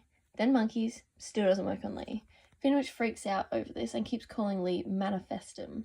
Finwich then calls off the show. It's getting weird, so Li and Cam and Holger break into Finwich's tent, and they see him putting some weird probes into Barrage's head. He then sees the boys and disappears. Holger goes onto a Ferris wheel to try and get some high ground to see Finwich. He gets in a Ferris wheel car with Kimmy and Biffy. 3 is a crowd, my dude. But it pays off because Holger can spot Finwich near a tent, and Cam and Li can go chase him down. Finwich climbs onto the roller coaster, and Cam and Li try to follow him, but as they get on the coaster, Finwich flies off with his robotic legs. His robots start to chase Li and Cam, and they have to jump off the coaster and grab a pole. Cam is losing grip, and Li uses the word butterscotch to get them out of there. They made it. Finwich sees Li and Cam sneak up on him, and he tries to hypnotize them, but again, only Cam is tricked. He's continuously calling Li Manifestum. Li saves Finwich from being crushed by a pole, and Li asks, what is Manifestum? Turns out, it's someone that can't be hypnotized. Apparently there was a prophecy that a great Manifestum would be the end of Finwich's magic. Finwich turns Cam back to normal. To reverse it, it's the trigger word backwards. Li shows him the birthday party photo, and he says, I've seen this photo before, because it made the paper. Lee asks about rad circles, but Finwich doesn't know. Finwich disappears before Lee can finish his questions. Lee is like, hypnotism being in the paper means it could be anyone who knew about Cam, not just the people from his birthday. Episode 7. Cam gets flattened by Barrage in the student council discussion. Barrage says that Superintendent Blomkins is doing a school inspection on Monday and they will be ready. Every hazmat at his disposal will be there. Barrage is clearly very stressed about this and VP is trying to calm him down. Then she randomly gives him some green apple jerky, which then turns him into some sort of like robotic, like he's in a trance, and answers yes to whatever VP says next. Oh, also, when Barrage says that he's bringing the hazmats, the robots also have sanitizing guns which crystallize everything. Biffy and Lee are in detention trying to crack Rad's phone when the entire school blacks out and the shutters close the doors and windows. Also messes with the robot hazmats too, and they go all weird. In the student council, Cam has snuck off to the vending machine, and Lynch walks up to Cam and scares the life out of him. Lynch wanted a break as well, because being his secretary is hard on the old arthritis, and Cam's confused, because arthritis is for old people? Then a hazmat freezes Lynch in the sanitizer matrix. Holger gets crystallized in the cafeteria. Lee and Biffy are interrupted by hazmats who are trying to sanitize everything, even humans, and Rumple Kitty Cat, so they have to run. They try and get out the door of the school, but they're locked in. They try and find Cam to fix this. Brad and Tina are trying to get to Barrage, but they can't get to him. Brad is convinced it's an enemy takeover because his mind is so confused between movies and reality. He thinks he's about to save the president. Lee and Biffy tell the student council about the power outage and the robots, and they don't believe them until Cam runs in and confirms their story, which makes everyone freak out. Brad and Tina then walk in and everyone thinks they're safe because Brad is there. Brad is all, save the president, the rest of you are expendable. Lee says, why don't we go through the secret passage in the library? Well, Brad is like, let's McSlam them, because apparently that's his like dad's saying or something. But they go with Lee's plan. Lee's ideas are getting rejected by everyone until Brad says the exact same plan and everyone loves it. I feel that. In the library, Lee tries to get through the passage, but it's been sealed off, so they're screwed. They barricade the doors to stop the robot crazies, but they start firing anyway. They crystallize some of the kids. Lee and Biffy are hiding from the robots and they push one of the bookshelves over and crush a robot cleaner. And they're shocked that the hazmats are robots. For some reason, I thought they all knew they were robots, hence why I've literally been calling them robots the whole time, but surprise, they're robots. Lee also knocks the head off one of the robots. Brad is not being helpful, so Lee distracts him with the mission to save the president. Then Lee can get onto his plan of getting the robots into the pool. They knock the robots into the pool, but nothing happens. Tina falls into the pool trying to get one of the guns that had fallen in, and Brad saves her. Lee then jumps in to grab the gun that she couldn't get and shoots the robots. Brad then kisses Tina. VP Victoria comes in and is just like, what is happening here? Barrage, eating his brainwashing jerky, answers yes to him deactivating the robots. Barrage orders them to unsanitize all of the students. At home, Lee is trying to figure out what happened with the phone. Episode 8. Lee is sad after seeing Brad kiss Tina last Friday. A robot eye then zaps him for his shoelaces being untied, and then continues to zap everyone else for their minor imperfections. Chaz and Tina are telling everyone that they're all being watched by the robot eyes. Barrage takes over the broadcast and says that there are normal things happening for Blomkin's visit, so just be good. Also, the following students are to report to detention: Lee, Lynch, Tina, Brad, Holger, Biffy, Cam, Clownboy, Cameraman, Hoodie Girl, and Random Kid. I do not know their names. Detention is now a bit crowded. Biffy tells Lee that he thinks the first digit of Rad's passcode is either 7 or 1.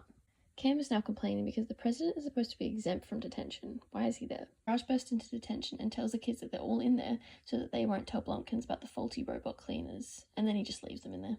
Superintendent Blomkins arrives and is being given a tour. Randy is on her phone as she passes and Blomkins is outraged. Barrage confiscates her phone, but Blomkins likes Brandy's attitude. He wants her to continue the school tour. Blomkins then says he wants to go to detention to see if Barrage has hidden the bad kids in there, which he has, so now Barrage has to rush back and move the kids. Barrage reaches detention and tells the kids that they're moving and also, give me all your phones, they're confiscated for today. So Lee is stressed because he can't give Barrage Rad's phone. He has to put a decoy in and slides the phone to Holger. Then Holger accidentally knocks Rad's phone to Kimmy, and Kimmy is not giving the phone back until she gets her lip balm. So now Lee is on a lip balm mission, which conveniently Brad has, but only in exchange for mints. Barrage is spying on Brandy and Blomkins and accidentally admits that the iBots are spying on them, and Blomkins is not happy. He wants to go see the portable, which is where all the detention kids are. Just looking at one of the scenes here where Brandy is talking to the superintendent in the portable, it made me think about the set of the show. Like, the set is always a bit dirty and imperfect with just marks on the wall and stuff like that, and that's what makes it more realistic and less clean and polished than some cartoons. I think the aesthetic of the show is so cool. Moving on. The detention kids are being hurried out of the portable to the gym. Lee sees Steve eat a mint, so he goes up to ask for a breath mint. Apparently there's only one left, and he's got a big date after school, so Lee offers to trade him for a basketball, which Steve obliges. Except Lee has no basketball. He has to pick a lock to get to the basketballs, which means he needs a hairpin. For some reason he sees a hairpin in Lynch's hair, grabs it, which makes Lynch's hair move, meaning that Lynch is wearing a wig. Blomkins now wants to go to the gym to try and see if it's restored after the whole prank thing, which is where the detentionaires are. In the gym, Lee has the lip balm to give to Kimmy, but she's like, ew, no, I'm not using someone else's lip balm. But she gives them the phone back regardless. Well, she tries to, but it's gone. Someone stole the phone off Kimmy. Blomkins bursts into the gym and sees the kids there and hears a phone going off. It's coming from Ed the water boy, and Barrage gets it. Blomkins is furious. He says that they have one warning, he will return in 4 days, and if there's a single infraction, then Barrage is fired. Barrage takes all the phones to the furnace room, but he won't let anyone leave. Lee realizes that it's weird that Rad's phone went off at the perfect time. So Rad must have been in the room. He needs to get that phone back. Holger is distracting everyone by doing jumping jacks so that Lee can sneak out. But unfortunately, he's followed by Lynch and Brad. Barrage catches Brad and Lynch falling out of the vent, but that means that Lee's able to sneakily get the phone that he needs. Lee runs into VP Victoria. She's saying how horrible it is what Barrage is doing, and that one of the school sponsors has donated a bunch of new phones to replace the ones that he burnt. She wants him to go give them to the other students as an apology. At home, Lee gets a call on Rad's phone from Rad, saying, the first digit's 7. I'm bored. Here's the first number of my password. Episode 9. Brandy yells for Lee to help her with her history, but it turns out Cam's a history expert, so he's going to help her instead. Biffy calls Lee over to a bush secretly. Biffy stayed up all night trying to crack Rad's phone, and no luck. He's going a little crazy over there. Biffy says that Lee needs a room of super geniuses with a supercomputer to solve that stupid phone. Would the following students report to room 113B? Camilio Martinez and Tony Williams. Barrage is ordering kids into the library. VP Victoria says that he's stressing them out. Lee sees Owen sneaking off somewhere in the library and follows him. VP then welcomes everyone to the grand new opening of the new high-tech library, which was made possible because of the donation from the Green Apple Splat Factory. They have more free phones to give out. Lee sees Taz running through the library as he's trying to follow Owen. The Taz gives Lee his phone back and then knocks the walls, which makes Lee think that Taz is trying to tell him something. Taz sneaks through the vents and scares the nerds inside the secret wall, which gets them to open. Owen is annoyed at Lee, but reluctantly lets him into the lair. Owen says that it's his secret base of operations. The other nerds found it when they were being chased by the evil robot cleaners. Holger happens upon the robot that Lee whacked its head off last episode. Again, love this show because it follows plot points and everything has a connection. Holger freaks out, and Lee asks how they turn the robots on them, but the nerds are actually trying to figure out how to stop the robots revolting again and going weird. Owen says that they need the head of it to figure out how it fully works. The nerds say that Lee has to go get the head for them, and in exchange, they will help Lee unlock his phone. Side plot of Cam helping Brandy with history, and then Brandy helping Cam get with Tony, one of the cheerleaders. Tony gets a call on her phone, and we hear the prank song playing, and her eyes go weird. Then Tony goes after Cam. In detention, Barrage walks in, calls them sad and pathetic, and Lee asks what happened to all the robot janitors. Apparently it's classified, and Lee won't get to know about it. Biffy has a plan to get a piece of the robot that they have, give it to Barrage, then follow Barrage to where he takes the robot part, and boom, you find the rest of the robot. Lee calls Ruby to try and spare a pinky. VP and Barrage are debating the new phones. Ruby comes in and shows the finger of the robot cleaner she found. Lee is in the vents and sees the handoff so he can follow Barrage, who has a secret tunnel in his office to the vents, which we didn't know about. Lee sneaks down and uses his key on the door to get through the secret passage. Lee follows Barrage to the main spot of the cleaners in the tunnels, and he finds the head. Then Lee's earpiece gets feedback and Barrage is about to find him, but then the Taz distracts Barrage, which saves Lee. Lee's in the tunnels and Taz appears again and points to a lever. The lever reveals another secret door which Lee can open with his key. We see his phone beeping as he walks in. Lee, holding the robot head, walks into a room labelled 113B, and inside is a crazy brainwashing room. So room 113B, the one that we've been hearing the announcements for students to go to for the past 2 seasons, is this room. There is also a Save the Rainforest dance corkboard in the middle, which is random because Lee thought that the theme for the dance was undecided. Lee moves the corkboard out of the way, revealing this, a machine that links people's pictures together and other things. And Lee tries to take a photo of all this insanity, but his phone's dead, except it's flashing red, and he turns around and the robots are activated and trying to get him. Lee gets help from the Tazworm against the robots, and he's safe for now. Barrage then storms in and the robots turn on him. Barrage breaks out of the crystal and battles the robots, which leaves Lee time to escape. Taz chucks him the head. Lee makes it to the library with the head and trades it for the phone. They've unlocked it with 7327.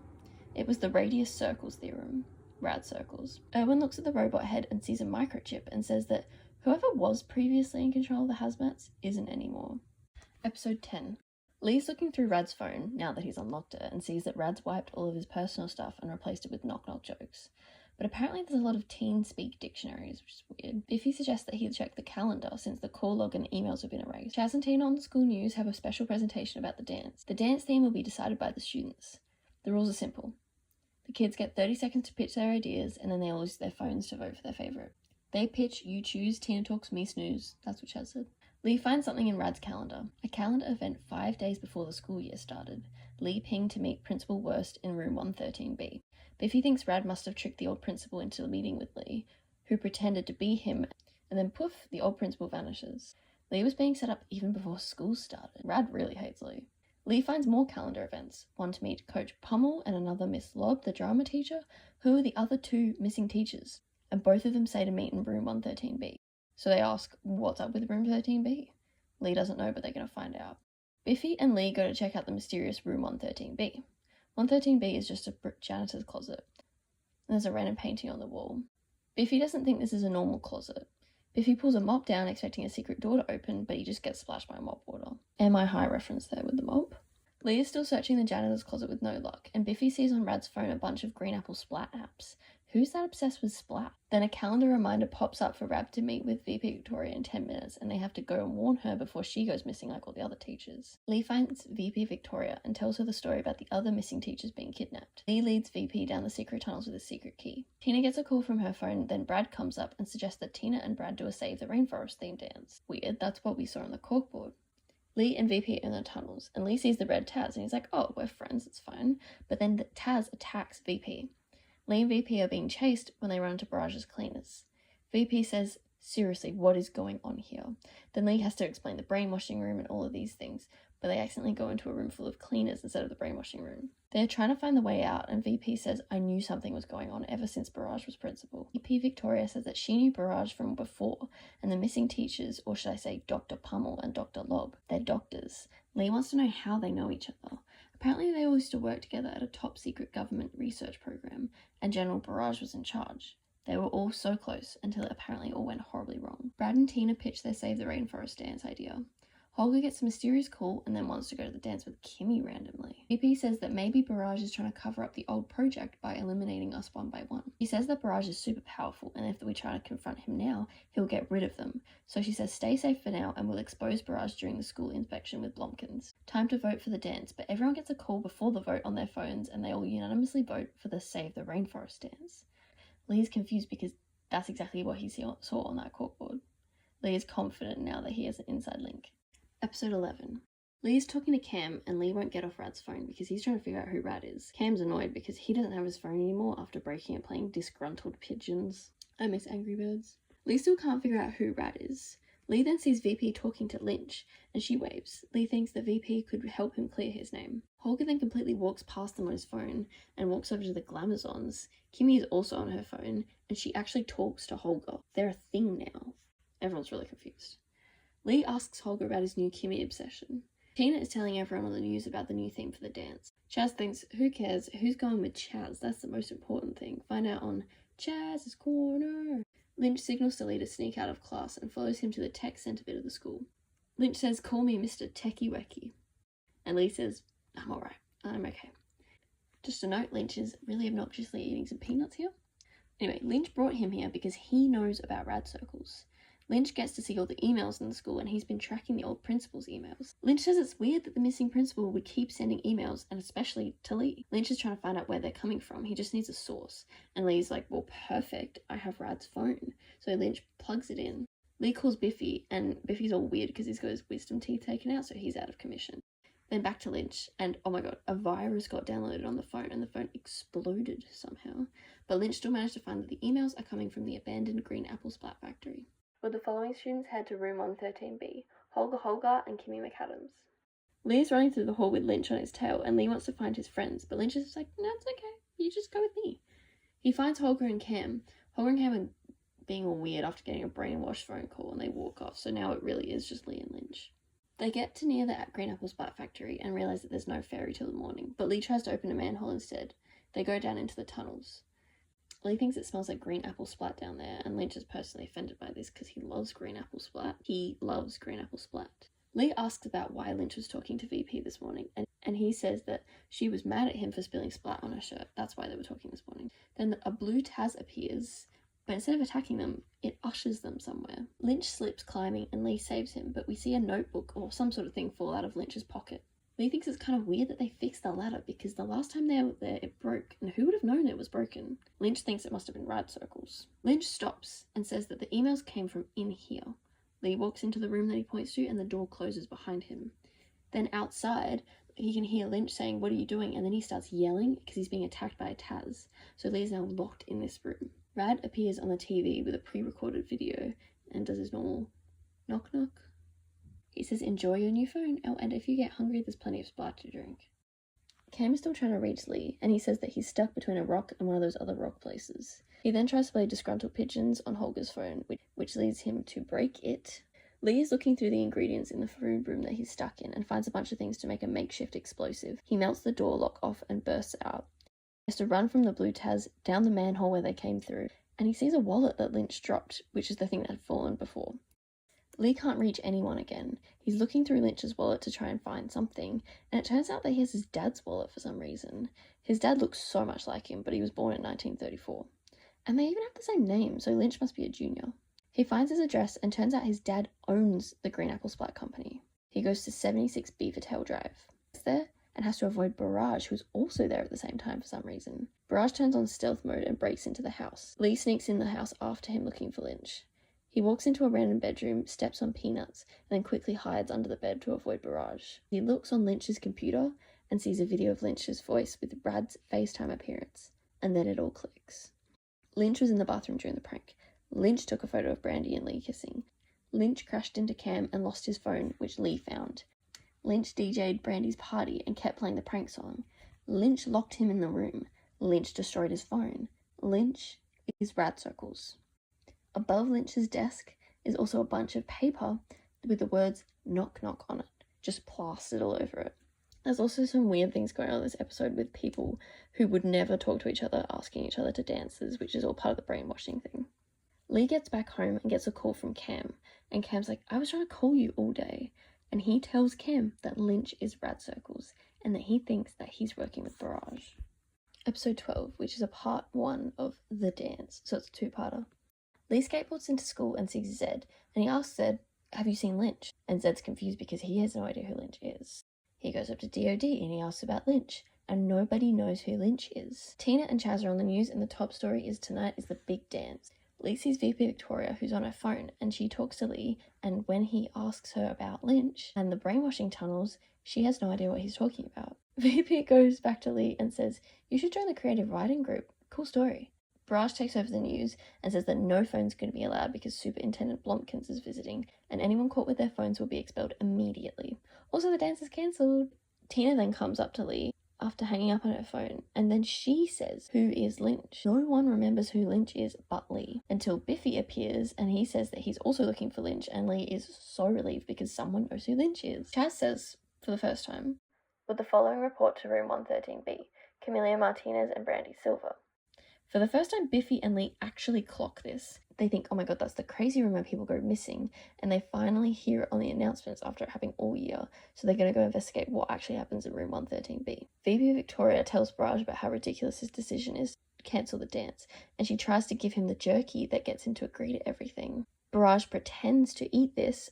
When VP Victoria asks him, "Don't you agree, Mr. Principal, about not cancelling the dance?" he pretends to be hypnotized and says yes, only on the condition that they pass the inspection. Cam and Brandy are arguing about the dance on their way to room 113B when Lee and Biffy intercept them and stop them from going in. Biffy, Cam, Lee, and Brandy are all fighting about the dance, and so Cam and Biffy go into the janitor's closet to fight, and Biffy is threatening to beat him up in there until they all step into the janitor's closet and the prank song starts playing, which completely hypnotizes everyone but Lee. And also Biffy, who pretends that he was brainwashed but he wasn't. The whole room then turns into an elevator and goes down towards the tunnels. Blomkins wants the inspection to be short and sweet. When he hears a phone ringing in the school, he's about to lose it. But Barrage gives Blomkins the jerky that VP has been using to brainwash him. So Barrage is now brainwashing Blomkins to agree and stop giving him demerits and things like that during the inspection. Tina and Brad are together in the gym, and Lynch appears out of nowhere, and of course no one remembers him, so he pretends to be a new transfer student. Tina and Brad are freaking out because their dance has been cancelled, and Barrage cancelled all the stuff to come to the dance. And conveniently, Lynch says that he has a winning can of Splat so that he can throw a massive party for the school. Tina thinks it's a bit weird and he kind of looks familiar. Cam and Brandy walk into the brainwashing room down in the tunnels, and Biffy and Lee sneak in behind them. The machine asks Cam and Brandy why they haven't been answering their devices. Cam says because he broke his playing disgruntled pigeons, and Brandy doesn't answer blocked calls. So the machine gives them new phones and unblocks the number on Brandy's phone that she'll pick it up. They're brainwashing people on their phones, but we don't know who they are. Biffy and Lee see the pictures on the walls with matchups that would never happen in real life. Something so weird is going down on the dance tonight. We see that Cam is linked with Kimmy and Holger because Cam's been using Holger's phone. So Biffy's annoyed, but he realizes it's not Cam's fault because he's literally being brainwashed. Biffy then gets annoyed because he was looking forward to beating up Cam, which makes him smash the desk. And the robot then turns around and sees them. Biffy and Lee then roll near the CPU and the robot puts a shield around to protect it. Tina is back in the gym and is recording her thoughts on a recording device. And she's just thinking, this guy's so weird, like, where do I know him from? Brad and Tina then both get calls on their phones, which Lynch tries really hard to get Tina to answer. So she mutes the call and pretends to be brainwashed and answer it. She's actually figured out the brainwashing thing herself. Blumpkins and Principal Barrage are talking, and he nearly passes Barrage, but VV Victoria tricks him into wanting to go to the secret tunnels under the school. Back in the tunnels, Lee throws a black can into the computer CPU and destroys the robot. Cam and Brandy are so confused because they've just been waking up out of their trance. Lee says that we gotta go show Blumpkins what's down here. He walks out and sees Lynch. Lynch sets off the robot cleaners on them. Lee opens up the library door, but Biffy gets locked behind in the tunnels. Lee can't open up the door anymore. In comes Blumpkins and Barrage, and Blumpkins is asking what happened here. Barrage tells him everything is fine, and Blumpkins obliges. He tries to use Brandy and Cam as backup, but when they get a call, they go weird and get brainwashed again. Lee then accidentally spills his green splat on Blumpkins, which makes Blumpkins expel him. Barrage thinks it's a little bit too easy to expel him. We could make him suffer, but Blumpkins is like, no, Lee is expelled. On to part 2. Part 2 of the dance. Lee is expelled and has to sign the paperwork to prove it. Blumpkins passes Barrage with flying colours, and Barrage says that VP in my office now. Back to Biffy, who's still stuck in the tunnels against the robot cleaners, which he takes out by himself. In the gym, Lynch gets a text saying that Lee has been expelled, and he's super mad about it because he's not done messing with Lee yet. Which is a contradiction because in one of the episodes, Brad Circles, who we now know as Lynch, is saying to the people in the Down with Lee club that he wants to get Lee expelled. So why is he annoyed now? Not sure. Bit of a continuity error. Tina tries to tell Brad about the brainwashing, but Brad only believes her when he sees that couples that should never be together. Chaz interrupts everyone with the news saying that Lee has been expelled. Holger is devastated. Lee tries to get them to destroy as many phones as they can to try and stop the brainwashing while he's gone. Lee is out of the school and he can never come back. Tina's trying to help Lee and runs out the door after him. His mum's driving him home and saying that she's going to go to a boarding school somewhere cold with lots of polar bears. Biffy, back in the tunnels, is killing it, and the red Taz appears and tells Biffy to follow him into the vents. Well, he signs to do it. Holger is telling Cam and Brandy about destroying the phones, and they're a bit confused until they remember the brainwashing rooms. They remember being brainwashed, so they oblige to destroying the phones. Barrage is going through the footage in his office of VP sneaking around and tricking Barrage, and she says, I don't think I'm doing this. And gets the robot cleaners to destroy Barrage's iRobots, and now she has control. They shoot Barrage. Lee is in his room being yelled at by his mum. His mum says, I'm going to school, a place where I'm allowed to be. Lynch then calls Lee and says, I'm sad, I want you back. How are we supposed to finish our game? Lee asks Lynch why he's messing with him, and Lynch says that if he comes back to school, then he'll tell him. Lynch then uses some more incentive, showing Biffy stuck in the tunnels being attacked by the blue Taz. Cam has a plan to try and use the PA system to get people to hand in their phones, which inevitably does not work, so they just go and smash everyone's phones in person. Lynch then uses the PA for himself and tries to get everyone to turn on Cam and Holger for destroying the phones. Tina and Lee sneak back into the school and he debriefs her on everything. Then they go into the tunnels, but Lynch sees them go in because he's watching them. Lee and Tina head to room 113B in the tunnels and go in. Then Tina gets crystal gunned by Lynch, and then so does Lee. What in the Monsters Inc. is this? Using the room of doors? Well, it's behind the tunnels, and Lynch is like, look, a bunch of things for knock-knocks. He's a bit psycho. He just wants to mess with Lee forever. Then in comes VP Victoria. VP says the knock-knocks are so lame. Lee then realizes that VP Victoria does know Lynch because she's been working with Lynch. VP says that, Lee, if you did your homework, you would have caught on to the fact that Barrage isn't evil, but I'm the one behind this. She then brings in Barrage, who's also stuck in crystal. Barrage says that the evil scientist has been running the school as her own personal lab. She's the one brainwashing people. So Barrage isn't evil. He's been trying to stop this. He's been on Lee's side this whole time and he didn't even know it. VP actually pulled the prank to try and get Barrage fired on his first day. That's why he's been investigating everything. Also, I feel like VP Victoria gives very, like, Mother Gothel vibes. VP orders the dance to start now so that her plan can go forward. Lee asks why, with all the plans to take over the world, he's the fall guy, and she says because he's unbrainwashable and therefore not useful. VP then says, "You're off to Coral Grove. That's where all the missing people have gone, and that's where you and Barrage are off to." They have these mysterious evil flying robot things that use magnetism to fly, apparently. Lee says, "If you're the good guy," to Barrage, "then why were you always on my case?" Barrage says, "Because I didn't have time for your disregard of the rules and stuff." Barrage manages to pull a reverse on the weird robot ship, but flying robots appear to try and stop them. Barrage says that they have magnet power, as I said. Barrage tells Lee to go back and stop VP Victoria while he takes on the robots. At the dance, VP is talking to some shadowy figures about the students being under her command. She shows this by brainwashing all of them and showing the proof, but Cam and Brandy aren't being brainwashed, so it's not going well. Lynch is watching everyone getting brainwashed on his cameras when Lee appears with Tina. They chase him through the Monsters Inc. door maze. Lee catches him behind a door with the peanut trail leading to it. Lee tells him to shut it down, but Lynch says, "Don't you want to know why I really picked you?" Lynch says, "I picked you because you weren't in a clique. You had no friends. A loner. Who'd miss you if you were gone?" Tina says, "I'd miss you." Lynch then jets off on a robot ship. Lee and Tina sneak into the dance and hack the computer, play the prank song to get everyone to snap out of it, and Lee says, "Everyone stop answering your phones." But then they all get calls on their phones because VP Victoria is making them do it, and they say, "Stop." He then attacks VP Victoria, and Tina orders everyone to throw their phones away now. And now they're all in a trance, they stomp on their phones to destroy it. VP Victoria gets grabbed by the shadowy people because she's failed. They say that she's not up to Man Worston Finwich levels, and she gets cuffed and let out of the gym. One of the shadowy figures reveals themselves to be this lady. Remember her face. She plays the prank song and says to all the students, "You will all forget this." And she's like, "Go enjoy the dance, everybody." Cam goes up to Lee and he says, "We won?" And Lee's like, "I think we kind of did."